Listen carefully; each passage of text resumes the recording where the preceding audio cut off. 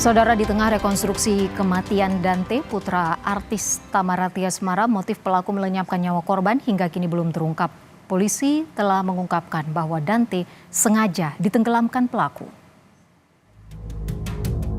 Sudah 2 kali loh dia berenang, saya kasih ke dia. Dan saya lihat videonya. Enggak nak, kamu tuh dihujat nak. Kamu dihujat, mama nggak terima.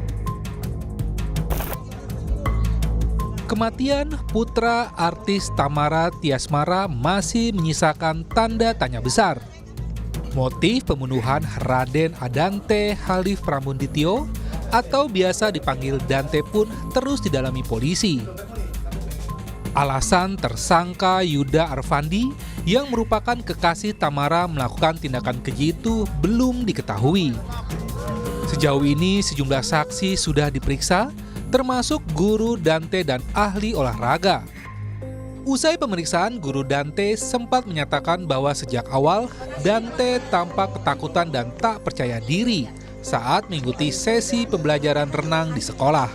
Oh ya kami sih sebaiknya mungkin kalau itu tentang Dante itu seperti statement saya sebelumnya saja bahwa memang belum percaya diri. Saya menghargai proses hukum, jadi saya akan hanya menjelaskan tentang Dante saja di sekolah, yaitu memang seperti penjelasan sebelumnya, Dante itu belum percaya diri di kolam renang. Sementara Tamara menyebut putranya tidak memiliki persoalan dalam hal berenang. Keterangan serupa diungkapkan sang nenek yang merupakan ibu Tamara. Itu Dante renang, gitu. Kalau Dante takut renang, mungkin diliatin air aja itu anak pasti udah nangis gitu. Itu Dante bisa renang, mungkin karena pihak sekolah itu tidak tahu update terbarunya Dante. Karena memang di sekolah saya jarang masukin kalau ada kelas renang. Karena apa? Karena kalau pulang dari sekolah renang itu pasti pilek. Habis pilek pasti demam. Itu makanya saya nggak masukin Dante kalau ada kelas renang. Ya kan saya jadi percaya sama dia. Sudah 2 kali loh dia berenang, saya kasih ke dia. Dan saya lihat videonya. Enggak nak, kamu tuh dihujat nak. Kamu dihujat, mama nggak terima. Dia udah kehilangan anak, tau nggak? Dia udah kehilangan anak, kalian hujat semua. Kasus kematian Dante begitu menarik perhatian publik. Berawal dari viralnya informasi tentang tragedi yang menimpa putra artis Tamara Tiasmara yang kemudian berkembang menjadi pengungkapan kasus pembunuhan berencana. Dugaan kejanggalan penyebab kematian Dante yang dirasakan sang ayah, Angger Dimas kemudian membuka satu persatu tabir dari kasus ini. Polisi mengembangkan kasus ini usai menemui sejumlah barang bukti termasuk rekaman CCTV di kolam renang di hari kematian Dante. Dari rekaman CCTV terungkap bahwa Dante dimenamkan ke air sebanyak 12 kali oleh tersangka Yuda Arfandi. Tersangka pun berdalih hendak melatih pernapasan korban di dalam kolam renang dengan kedalaman 1,5 meter. Namun polisi tak percaya begitu saja dan hingga kini terus mendalami kasus kematian Dante. Tim Liputan, Kompas TV.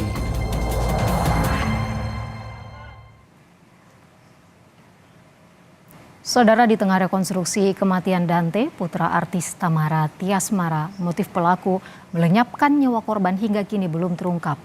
Apakah rekonstruksi ini bisa mengungkap motif pelaku? Untuk membahasnya sudah bergabung bersama kami pakar psikologi forensik Mas Reza Indragiri. Selamat siang Mas. Selamat siang Mbak Ivo. Mas Reza, bagaimana Anda melihat keanehan atau kejanggalan saat pelaku atau tersangka Yuda ini mengecek atau melihat-lihat CCTV sebelum ia berusaha untuk membenamkan korban? Di media online saya baca bahwa disebut-sebut tersangka ini akan dikenakan pasal pembunuhan berencana. Berarti kata kuncinya adalah berencana. Nah, bagaimana gerangan psikologi forensik membuktikan apakah sebuah tindakan jahat itu berencana atau tidak berencana adalah dengan mengecek ada tidaknya 4 unsur di kepala tersangka, yaitu target, insentif, sumber daya, dan resiko. Hitung-hitungan di atas kertas, Kalau 4 unsur itu ada di kepala pelaku kejahatan, maka sah sudah aksi kejahatan yang dia lakukan bisa dianggap sebagai kejahatan berencana. Kalau bingkai teori ini kita gunakan untuk mereka-reka atau menganalisis apa yang sesungguhnya tengah dilakukan oleh tersangka ketika tengok kanan, tengok kiri sedemikian rupa, maka kita memiliki dasar untuk menduga itulah bentuk pengendalian tersangka ketika berbicara tentang unsur risiko. Bahwa sekali lagi setiap pelaku kejahatan yang berencana harus melakukan kalkulasi terhadap sekian banyak hal, termasuk risiko, yaitu memahami perbuatannya akan mendatangkan risiko hukum tertentu, maka pelaku kejahatan sudah barang tentu harus sejak dini mengelola kemungkinan atau risiko itu. Caranya misalnya dengan menghilangkan barang bukti, merusak TKP, mempengaruhi para saksi, dan seterusnya, dan seterusnya. Nah, celingak-celinguk, sekali lagi, patut kiranya untuk ditafsirkan sebagai cara tersangka untuk mengantisipasi, bahkan mungkin untuk menghilangkan kemungkinan adanya resiko yang muncul akibat aksinya terekam oleh CCTV. Baik, rekonstruksi hari ini digelar di 2 lokasi ya, Mas Reza, di Polda Metro Jaya dan juga di kolam renang. Di Polda Metro Jaya tadi pada tahap awal Tamara seolah enggan untuk berinteraksi langsung dengan tersangka, tidak mau melihat sama sekali. Tamara juga sempat terlihat menangis saat memperagakan adegan saat di mobil. Lalu di kolam renang juga Tamara terlihat tidak dekat posisinya dengan tersangka Yuda. Bagaimana Anda melihat reaksi atau emosi dari Tamara ini?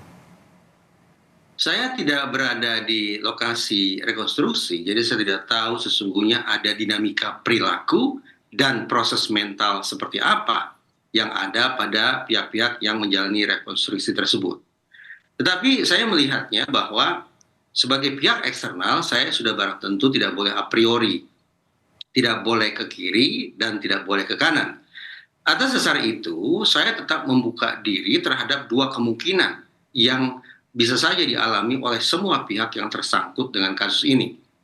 Pertama adalah kemungkinan yang bersangkutan berada pada posisi sebagai korban, bukan korban primer, melainkan korban sekunder. Korban primer adalah Ananda Dante, yang secara langsung berhadapan-hadapan dengan pihak yang telah memviktimisasinya.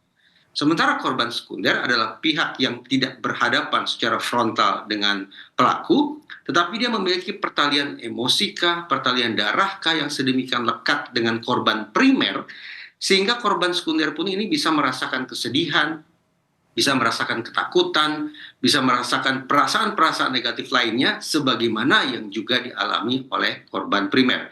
Ini kemungkinan pertama, bahwa seseorang berada pada posisi sebagai korban, spesifik korban sekunder. Kemungkinan yang kedua adalah yang bersangkutan berposisi sebagai orang yang terlibat dalam aksi pembunuhan itu sendiri.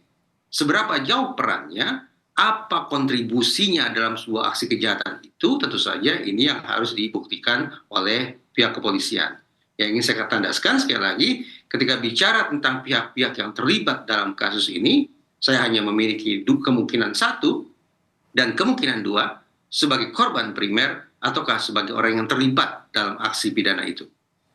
Jadi jika polisi memang sebelumnya belum mampu mengungkap motif pelaku ini, apakah menurut Anda, Mas Reza, melalui rekonstruksi ini bisa terungkap motif pelaku membunuh korban? Sebelum rekonstruksi dilangsungkan oleh pihak kepolisian, pemeriksaan yang dilakukan oleh kepolisian adalah pemeriksaan yang murni mengandalkan daya ingat orang yang diperiksa, mengandalkan memori si terperiksa. Di dalam psikologi forensik, saya beribu sayang, ingatan manusia kadung disimpulkan sebagai unsur yang paling sering merusak proses penegakan hukum. Penyebabnya adalah karena ingatan manusia rentan mengalami fragmentasi, pecah di sana, retak di sini, dan juga rentan mengalami distorsi, berbelok ke kanan dan berbelok ke kiri. Nah, cara untuk mengatasi rapuhnya ingatan yang sangat diandalkan pada saat penyusunan berita acara pemeriksaan, maka pihak kepolisian akan melakukan rekonstruksi di lapangan atau di TKP dengan menghadirkan pihak-pihak yang sebelumnya setelah menjalani pemeriksaan. Dengan dihadirkan kembali ke TKP, diharapkan bahwa ingatan terperiksa akan utuh kembali, fragmentasi dan distorsinya akan bisa dihilangkan, sehingga dengan informasi yang lebih utuh dalam pengertian lengkap dan akurat, mudah-mudahan itu akan membuat situasi menjadi lebih jernih sehingga membantu otoritas penegakan hukum dalam mengungkap kasus pidana. Baik, pakar psikologi forensik Reza Indragiri. Mas Reza, terima kasih banyak sudah bergabung bersama kami di Indonesia Update terkait rekonstruksi kasus kematian anak artis. Selamat sore, Mas Reza.